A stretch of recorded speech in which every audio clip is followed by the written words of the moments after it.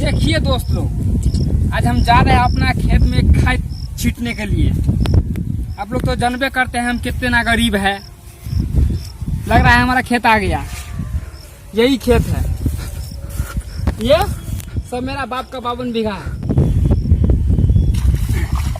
इस खेत में आज हम खाद छींटेंगे आप लोगों के सामने। देखिए, इसे आप खाद छींटने के बाद उसमें थोड़ा हरियाली होगा, मतलब बढ़िया से उपजेगा। जैसे हम लोग खाना खाते हैं ना तो जीते हैं ना, वैसे ही खाद छींटने पड़ता है। और उसमें क्या बोलते हैं उसको, घास भी जन्म गया है। इसमें जन लाएंगे और जन से खटवाएंगे और फिर घास को नोच के फेंकवाएंगे। यही हमारा काम सौंपा गया है। पापा बोला है हमको कि जाओ बेटा तुम खाद छींट के आओ, तो हम आए हैं, अपना ड्यूटी ज्वाइन किए हैं। देखिए आप लोग, गरीब किसान कैसे खेती करता है खाद छींट छींट के। आप लोगों को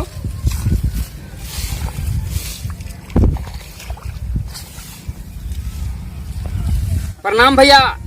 किसान के नाम पे तो कम से कम एक लाइक कर दिया करो। अगर आप लोगों को ये वीडियो अच्छा लगे तो कम से कम चैनल को सब्सक्राइब कर लीजिए।